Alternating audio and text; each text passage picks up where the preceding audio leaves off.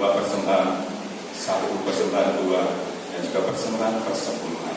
Ialah kiranya Tuhan memakai persembahan kami untuk kemuliaan nama, kepujian nama-Mu. Siap Tuhan untuk memberkati pekerjaan dalam nama Tuhan kami Yesus Kristus. Haleluya. Bapak Ibu Saudara bisa masuk ke depan.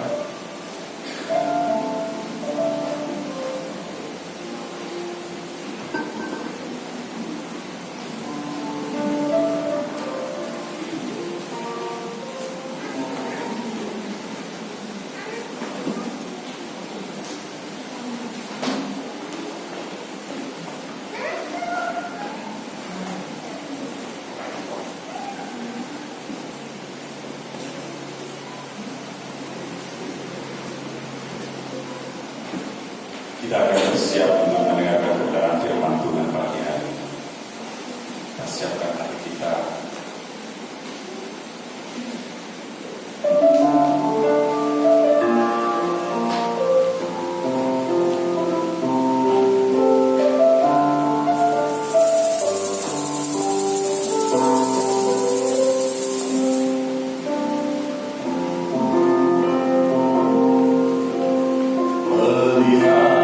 Rencana-Mu Tuhan,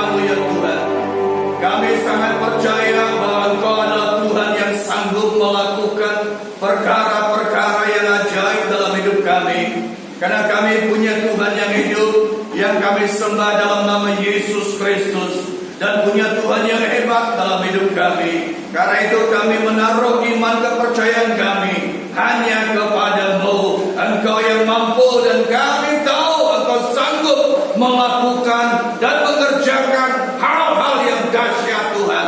Terima kasih. Berbicara bagi kami hari ini melalui firman-Mu. Sampaikan isi hati-Mu, sampaikan apa yang menjadi rencana-Mu, sampaikan apa yang menjadi kehendak-Mu untuk kami Tuhan. Terima kasih Bapak, makasih Engkau yang mengurapi firman yang kami terima, dan Engkau yang mengurapi kami semuanya. Dan biarlah Tuhan ketika firman disampaikan, ketika firman diberitakan, mujizat-Mu terjadi. Yang sakit Tuhan sembuhkan, yang lemah Tuhan kuatkan, yang tidak punya pengharapan Tuhan berikan pengharapan. Terima kasih Bapa. Dalam nama Yesus Kristus Tuhan kami berdoa dan bersyukur. Haleluya. Amin. Amin. Puji Tuhan. Shalom Bapak Ibu Saudara. Pagi hari ini kita akan bersama-sama belajar firman Tuhan di dalam Keluaran pasal yang ke-13, ayat yang ke-17 sampai dengan ayat yang ke-18. Keluaran pasal yang ke-13, ayat yang ke-17 sampai dengan ayat yang ke-18. Kita akan bersama-sama membaca firman Tuhan ini. Keluaran pasal yang ke-13, ayat yang ke-17 sampai dengan ayat 18. Demikian firman Tuhan. Setelah Firaun membiarkan bangsa itu pergi, Allah tidak menuntun mereka melalui jalan ke negeri orang Filistin, walaupun jalan ini yang paling dekat. Sebab firman Allah, jangan-jangan bangsa itu menyesal apabila mereka menghadapi peperangan sehingga mereka kembali ke Mesir. Tetapi Allah menuntun bangsa itu berputar melalui jalan di padang gurun menuju ke laut Teberau, dekat siap sedia berperang, berjalan orang Israel dari tanah Mesir. Puji Tuhan. Dan kita melihat di sini bangsa Israel pada waktu itu keluar dari tanah Mesir berjumlah ada kira-kira 6.000 orang. Dan mereka di Mesir cukup lama. Mereka ada di Mesir pada waktu itu cukup hampir 300 tahun lebih ada di Mesir. Tetapi kalau kita melihat di sini, mereka ada di Mesir dan dibudak oleh orang-orang Mesir. Dan pada waktu mereka keluar dari tanah Mesir, dikatakan mereka dibawa Tuhan berjalan. Dan harapan mereka pada waktu itu jumlah mereka ada 6.000. Mereka tinggal di Mesir 430 tahun. Ya cukup lama mereka di Mesir. Di semacam diperbudak, jadi budak di Mesir. Nah, lalu Musa dipakai Tuhan untuk menyampaikan bahwa mereka akan dibebaskan. Mereka akan mengalami satu kemerdekaan. Mereka akan mengalami yang namanya bagaimana mengalami kehidupan yang enak. Keluar dari Mesir, tidak diperbudak lagi. Itu disampaikan Musa kepada orang-orang Israel yang ada di Mesir. Lalu mereka berpikir ketika mereka keluar dari tanah Mesir, ketika mereka melangkah dari Mesir dan keluar untuk menuju tanah perjanjian, tanah Kanaan, itu harapannya ada 6.000 orang. Harapan mereka waktu itu adalah mereka mengharapkan sesuatu yang luar biasa. Mereka mengharapkan ada satu kenyataan yang indah. Mereka mengharapkan ada sesuatu hal yang indah sekali. Itu harapan mereka. Ya, mereka ingin sesuatu yang lebih. Karena di Mesir ada 430 tahun mereka dijajah, mereka diperbudak di Mesir, dan mereka ingin sesuatu yang lebih. Lalu mereka mengharapkan hal-hal yang luar biasa. Tapi kita melihat di sini, apa yang mereka harapkan tidak seperti kenyataan. Inilah tema kita hari ini. Ketika kenyataan belum seperti yang kita harapkan. Mereka mengharapkan sesuatu yang indah. Mereka mengharapkan tanah perjanjian. Tapi ketika mereka berjalan sampai di padang gurun, mereka melihat, wow, kok seperti ini. Kenyataannya kok seperti ini. Tidak sama seperti disampaikan oleh Musa. Musa sampaikan bahwa tanah perjanjian itu penuh dengan susu dan madu. Tetapi ketika mereka berjalan menuju tanah perjanjian, sampai di padang gurun, mereka melihat kenyataan itu berbeda dengan yang mereka harapkan. Kenyataan itu berbeda dengan apa yang mereka inginkan. Bapak Ibu Saudara, tahun 2020 ini, awal tahun kita berharap banyak orang punya program, punya resolusi, punya angan-angan, punya planning tahun 2020 ini. Banyak kita punya satu program yang kita udah buat, rencana kita buat, tapi kenyataannya tidak seperti yang kita harapkan. Kita tidak bisa dengan leluasa melakukan kegiatan. Kita nggak bisa dengan leluasa lagi melakukan apa yang disebut dengan tidak bisa lagi.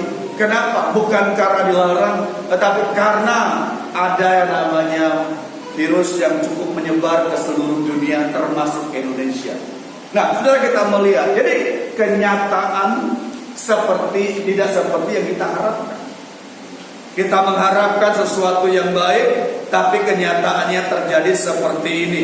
Nah, bangsa Israel pada waktu itu mereka melewati padang gurun. Ayat yang kita baca di sini pada waktu itu negeri, ya, jalan ke negeri orang Filistin, walaupun jalan ini yang paling dekat untuk menuju tanah Kanaan. Tapi Tuhan tuntut mereka dibelokkan ke jalan yang lain. Kenapa? Karena Tuhan ingin melakukan hal-hal yang indah. Tuhan ingin mengerjakan sesuatu yang luar biasa. Mereka melewati padang gurun, mereka melewati proses, mereka melewati yang namanya satu tantangan, bentuk yang tadi mereka tidak pernah alami, Tuhan bawa ke sini.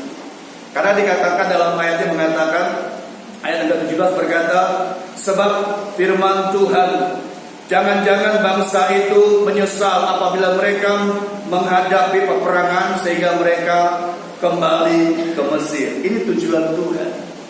Jadi Tuhan bawa mereka ke tempat yang tadinya mereka tidak mengalami, Tuhan bawa ke situ. Tuhan tuntun ke situ. Tuhan bawa untuk melihat dan untuk mengalami yang namanya proses. Dan saudara, kita melihat melewati masa-masa di padang gurun. Ini kadang-kadang kita nggak kuat. Kita dibawa Tuhan melewati masa-masa itu. Ya, bagaimana sikap kita ketika Tuhan membawa kita melewati masa-masa proses di padang gurun? Gimana sikap kita? Kadang-kadang kita berpikir ketika kita dibawa Tuhan kepada keadaan yang seperti itu atau tidak seperti kita harapkan. Kadang-kadang kita berpikir seperti ini. Kita berpikir bahwa oh, kita dijebak. Aku sudah dijebak. Karena kita tidak merasa kok tidak seperti kita harapkan. Kita tadi mengharapkan hal-hal yang baik. Kita mengharapkan sesuatu yang luar biasa, tapi kenyataannya tidak seperti itu. Lalu kita merasa, wah, aku dijebak ini.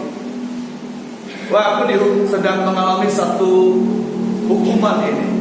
Nah, dan kita melihat di sini bahwa hal seperti ini yang kadang-kadang terjadi dalam diri kita. Kita merasa, oh, kita sedang merasa sesuatu yang kita dijebak dan kita ditinggalkan. Kita merasa, oh, saya sedang ditinggalkan. Oh, saya sedang mengalami sesuatu yang luar biasa. Nah, dan kita melihat inilah, kadang-kadang kita berpikir, ini nasib saya nasib yang buruk, nasib yang seperti ini. Karena kenyataannya tidak seperti yang saya harapkan. Inilah yang dialami oleh bangsa Israel. Sama seperti kita alami hari-hari ini, bahwa kita berpikir tahun 2020 ini banyak hal yang terjadi, banyak mukjizat terjadi, dan banyak program yang luar biasa kita buat. Tetapi kenyataannya tidak lagi seperti itu. Tidak lagi seperti yang kita harapkan, yang kita inginkan. Nah, saudara, kita melihat di sini sesuatu yang luar biasa, sesuatu yang indah.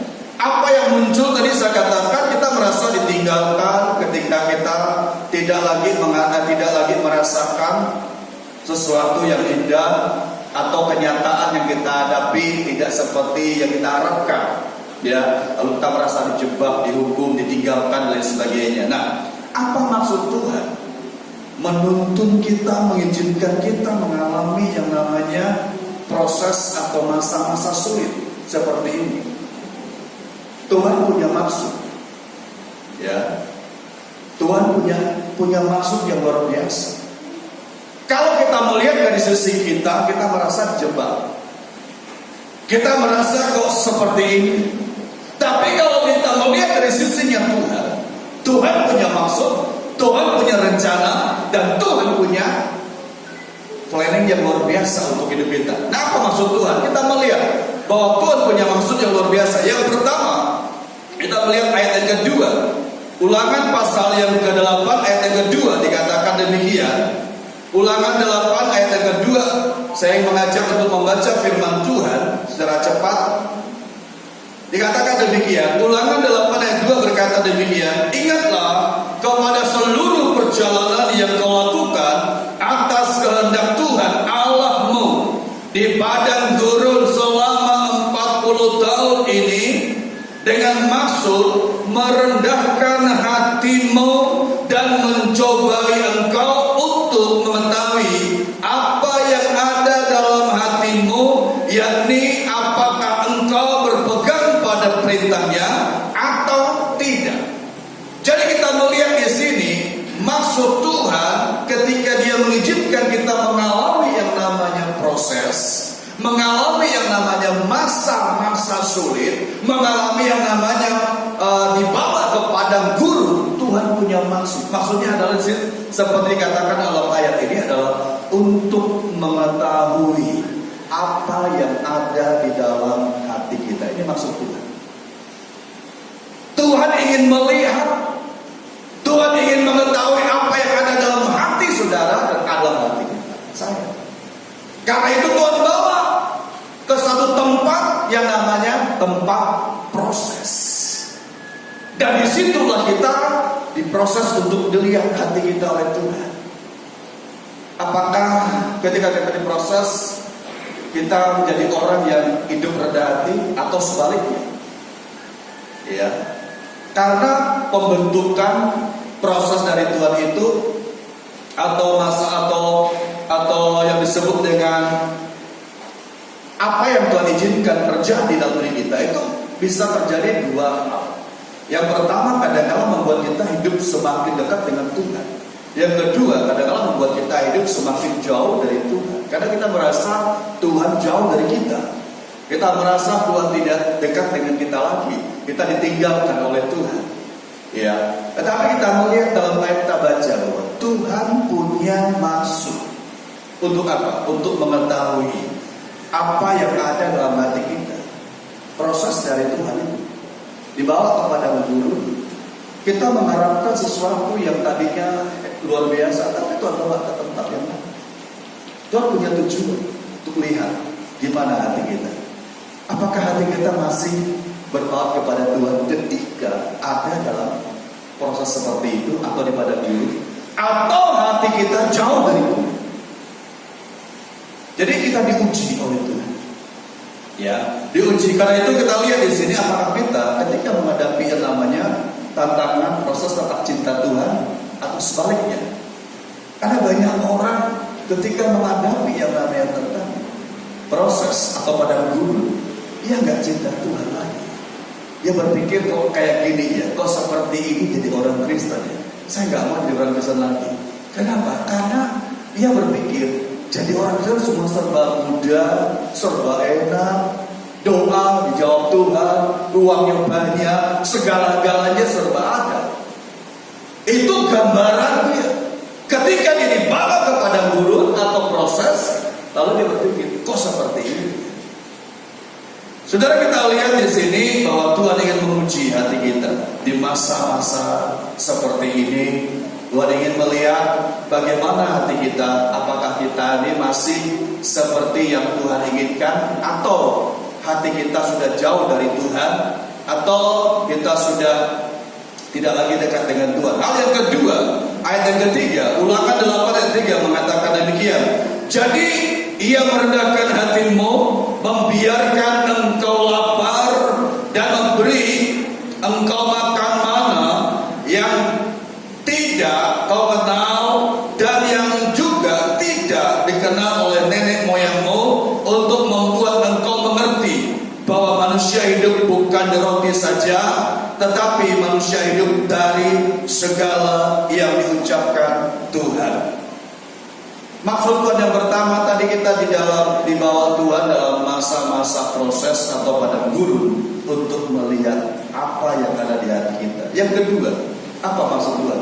Di sini adalah untuk Tuhan punya maksud untuk membuat kita mengerti tujuan hidup kita. Ini maksud Tuhan. Baca kembali ayat yang ketiga, dikatakan, ketika Tuhan bawa kita, ketika Tuhan bawa saudara dan saya ke satu tempat yang kita tidak inginkan, tapi dibawa Tuhan ke situ. Yang kita tidak harapkan, tapi dibawa Tuhan ke situ. Tuhan punya maksud. Kita dibawa kepada guru, proses masuk Tuhan. Tadi yang pertama adalah untuk melihat isi hati kita. Yang kedua, untuk membuat kita mengerti apa tujuan hidup kita. Ayat yang ketiga ini mengatakan bahwa manusia hidup itu bukan dari roti saja, tapi dari setiap firman yang keluar dari bibir mulut Allah. Artinya ini, supaya kita mengerti tujuan hidup kita itu apa sih. Ada orang nggak mengerti tujuan hidup dia. Ya, kita hidup untuk apa? Hidup kita untuk apa? Kita kadang-kadang nggak ngerti. Ada yang hidupnya untuk hanya hidup aja. Dia nggak ngerti tujuan hidup dia. Ada yang hidup hanya untuk makan dan yang hanya hidupnya untuk makan dan makan. Nah, apa yang tujuan hidup kita? Kita harus ngerti. Jadi kalau kita mengerti tujuan hidup kita, dan kita tidak akan menjadi orang yang bersungguh-sungguh. Tujuan Allah membawa kita ke satu tempat. Tujuan Allah membawa kita, memproses kita supaya kita mengerti tujuan hidup kita. Karena itu kita lihat di sini, bangsa Israel dikasih mana, tiba-tiba mananya berhenti. Tapi Tuhan katakan supaya manusia tahu bahwa manusia hidup itu bukan dari roti saja, tapi dari setiap firman yang keluar dari bibir mulut kita, mulut Allah. Ya, jadi kalau kita mengerti tujuan hidup kita untuk apa hidup, kita tidak akan bersungguh-sungguh. Kita tidak akan menyalahkan lingkungan, keadaan, tapi kita tahu, oh Tuhan punya maksud yang luar biasa. Tuhan punya maksud yang indah dalam hidup kita. Karena itu kita hidup untuk apa? Apa tujuan hidup kita? Kalau kita menemukan tujuan hidup kita, maka kita akan tahu, kita akan ngerti, kita akan paham, kita menemukan tujuan hidup kita. Nah, tanpa Allah, kehidupan kita tidak akan memiliki tujuan. Ya, tanpa tujuan, kehidupan kita tidak memiliki makna sama sekali. Dan tanpa makna, kehidupan kita tidak memiliki arti atau harapan. Tanpa Tuhan, hidup kita tidak memiliki tujuan. Tanpa tujuan, hidup kita tidak memiliki makna. Tanpa makna, kehidupan kita tidak memiliki arti atau tujuan. Jadi kalau kita punya tujuan hidup, kita nggak akan cari lagi ke tempat lain. Kita ngerti tujuan hidup kita di dunia ini, kita tahu apa tujuan hidup kita, apa tujuan hidup saudara, dan apa tujuan hidup kita masing-masing. Kita tahu, ya kita ngerti. Kalau kita mengerti tujuan hidup kita tidak akan menyalahkan lingkungan, keadaan dan sebagainya. Karena itu dikatakan dalam firman Tuhan di sini bahwa dengan sangat jelas sekali bahwa Tuhan adalah Tuhan yang baik, Tuhan yang hidup, Tuhan yang berkuasa, dan Tuhan yang sangat indah. Karena itu kalau kita perhatikan, ini keadaan yang sangat-sangat mengerikan hari-hari ini. Memang kita perlu berharap kepada Tuhan. Ya, tidak ada yang dapat kita andalkan dalam hidup ini. Karena itu sikap kita dalam menghadapi proses atau masa-masa sulit seperti ini, kita sebagai orang percaya, sebagai orang Kristen, kita punya sikap. Yang pertama, sikap kita adalah tetap andalkan Tuhan. Ya, tetap kita andalkan Tuhan Yesus. Kita tetap percaya bahwa Tuhan yang sanggup melakukan, yang sanggup mengerjakan, yang sanggup menolong kita, yang memberikan kepada kita kekuatan, kesehatan. Tetap andalkan Tuhan. Dalam keadaan seperti ini atau masa-masa yang sulit seperti ini, kita tetap percaya Tuhan, Engkau tetap baik dalam hidupku. Amin. Tetap baik. Ayub pasal yang ke-42 ayat 2 mengatakan, aku yakin, kata Ayub. Karena Ayub waktu itu mengalami proses yang luar biasa, tapi endingnya Ayub pun mengalami berkat Tuhan. Setelah proses, setelah krisis, setelah mengalami keadaan yang sulit, tapi endingnya Ayub mengalami berkat yang luar biasa. Karena itu di dalam Ayub pasal yang kedua, pasal yang ke-42 ayat yang kedua mengatakan, Ayub berkata, aku yakin Tuhan sanggup melakukan hal-hal yang luar biasa, kata Ayub. Dan tidak ada rencana Tuhan yang gagal, kata Ayub. Kenapa? Dia tahu, dia andalkan Tuhan. Di dalam proses, di dalam masa-masa yang sulit, dia tetap andalkan Tuhan. Dan dia mengatakan bahwa Tuhan, Engkau adalah andalanku. Tidak ada yang lain, tidak ada Tuhan lain. Itu sikap kita dalam masa-masa sulit ini. Yang kedua, tetap melangkah maju. Jangan menyerah, jangan putus asa, dan jangan berhenti dari melangkah. Tetap arahkan hidup kita. Kita tahu Tuhan, Engkau ada dan Engkau menuntun. Orang Israel waktu itu ketika mereka melewati jalan padang gurun yang hanya pasir, mereka terus melangkah dan melangkah dan melangkah. Tetapi ketika mereka berjalan, di depan ada laut Teberau, laut merah. Apakah mereka mundur? Kalau mereka mundur, mereka berhadapan dengan musuh orang Mesir. Pasti mereka akan mati. Ketika mereka melangkah maju, di depan ada laut merah. Kemana mereka mau lari? Mereka mau menyerah, angkat tangan? Tidak mungkin. Tetapi ketika Musa mengangkat tangannya kepada Tuhan, laut itu terbelah menjadi dua. Dan pengalaman pertama yang mereka alami adalah mereka berjalan di tanah yang kering di dasar laut. Itu pengalaman yang luar biasa. Dan mereka melihat tanda yang luar biasa. Dan mereka tahu banyak hal yang mereka alami. Pengalaman itu membuat mereka mestinya tidak mundur dari Tuhan. Dan tidak melangkah mundur, tapi tetap maju. Ya, kesulitan, masalah, krisis, apapun dihadapi, dia tidak mundur sama sekali. Mereka tetap maju dan melihat ada Tuhan di depan itu. Ya, itu sikap kita yang kedua. Yang pertama diandalkan Tuhan, yang kedua tidak mundur, tetap melangkah maju. Yang ketiga, kita tidak menyimpang ke kanan ke kiri. Karena jalan hidup orang benar diterangi oleh cahaya firman Tuhan. Enggak melangkah ke kanan ke kiri, terus berjalan. Tuhan berkata kepada Yosua, jangan engkau menoleh ke kanan ke kiri, berjalanlah terus. Jalan orang benar itu seperti terang, berlangkah terus, maju terus dan terus maju. Ya. Ketika kita melangkah dan tidak mau lihat kanan ke kiri, mana itu jalan ini dibuat seperti ini, kita bisa berjalan terus.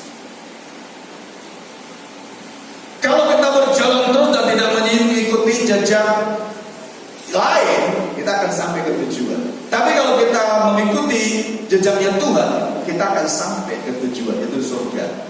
Karena itu ketika kita ingin maju dalam Tuhan, berjalanlah dalam mata kita terarah kepada Tuhan dan hati kita terarah kepada Tuhan.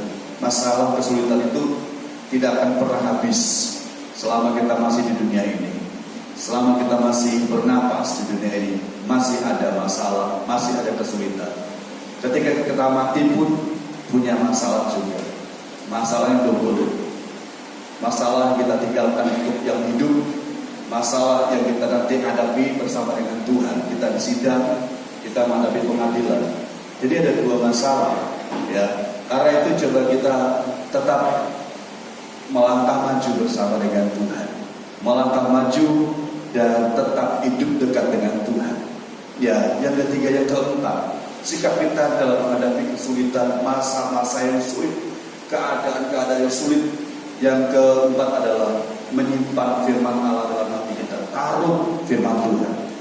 Selama kita menaruh firman Allah dalam hidup kita, selama kita menyimpan firman Allah dalam hidup kita, kita menaruh firman Allah, simpan firman Allah dalam hidup kita, dan kita akan mengucapkan firman Allah, maka firman itu akan menuntun hidup kita. Mazmur 119 ayat yang ke-11 mengatakan, ketika pemazmur menaruh firman Allah dalam diri dia, dalam hidup dia, maka pemazmur katakan bahwa aku tidak berbuat dosa. Karena apa? Karena ada firman Allah. Karena ada firman Allah, dia berjalan dan tidak berbuat dosa. Selama dia firman Allah disimpan dalam hidup kita, dalam mulut kita, maka yang keluar dari hidup kita, dari mulut kita adalah firman Tuhan yang menguatkan orang lain, yang memberikan penghiburan kepada orang lain, yang tidak menyalahkan orang lain, dan terus kita berharap dan bersandar kepada Tuhan. Taruh firman Tuhan, karena firman Allah adalah bagian hidup kita. Tanpa firman Allah kita tidak akan kuat, kita tidak akan mampu. Karena itu jangan pernah mundur, jangan pernah patah semangat.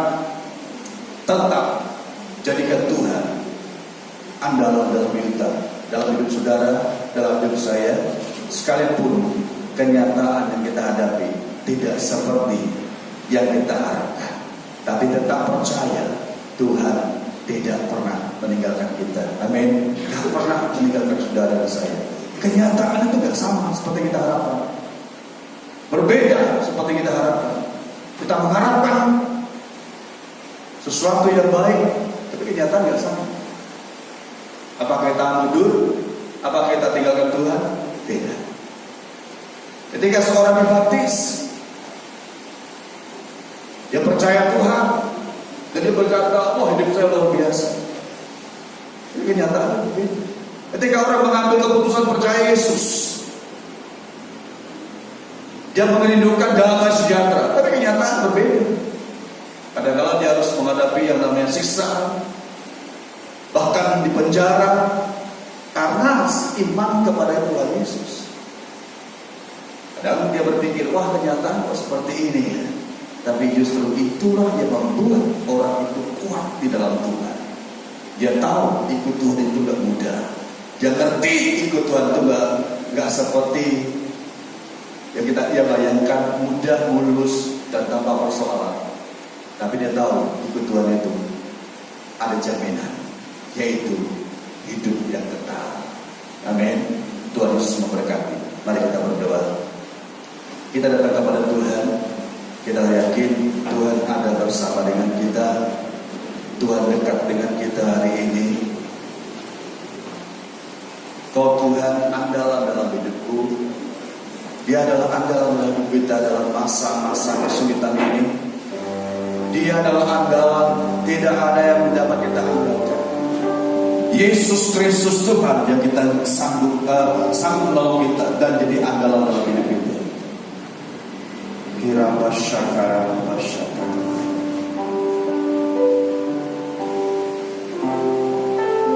Syikira bakara.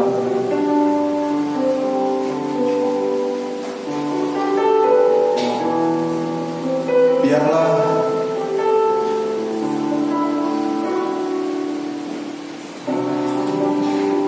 jadi andalanku, hanya Kau Tuhan yang percaya. Di saat aku sudah mampu, hanya Yesus sanggup mampu. Mari kita berdiri, Kau Tuhan, Kau Tuhan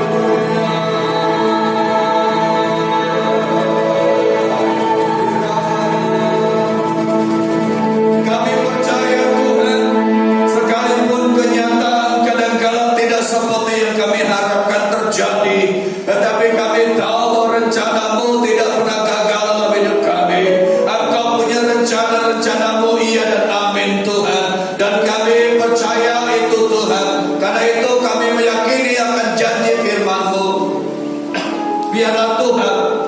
Kebenaran firman-Mu yang kami terima hari ini adalah sebuah kebenaran yang akan menuntun kami, membuat kami mengambil sikap tidak untuk menyerah, tapi membuat kami untuk terus mengandalkan Engkau, untuk melangkah maju, menaruh firman Allah dalam hati kami, sehingga kami tahu Tuhan, dan kami mengerti ketika Engkau memproses kami supaya mengerti tujuan hidup kami, supaya kami tahu apa yang kami harus kerjakan dalam hidup ini Tuhan. Terima kasih Bapa, berkati umat-Mu hari ini. Engkau yang campur tangan dalam kehidupan mereka, yang sakit Tuhan sembuhkan, yang lemah Tuhan kuatkan dalam nama Yesus Kristus, yang hari ini tidak punya pengharapan Tuhan berikan pengharapan, karena Yesus Tuhan yang memberikan pengharapan. Engkau berkata, mari kepadaku yang letih lesu, yang berbeban berat, Engkau berikan pengharapan kepada mereka Tuhan. Terima kasih Bapak, makasih. Bersyukur Tuhan, menerangkan firman Allah dalam hidup kami. Di dalam nama Yesus Kristus Tuhan kami berdoa bersyukur. Haleluya, haleluya. Amin, amin, amin. Silakan dulu. Puji Tuhan Bapak Ibu Saudara, ibadah kita hari ini berjalan, dan besok minggu kita masih ibadah seperti ini, dan beritahu, infokan kepada yang lain untuk kita bisa bersama-sama menikmati Tuhan. Dan untuk doa-doa kita masih adakan, tetapi doa dengan terbatas tetap menjaga protokol kesehatan. Kita akan mengakhiri ibadah kita hari ini. Kita akan terima berkat Tuhan Yesus Kristus. Kita berdiri sekali lagi, kita akan terima berkat Tuhan.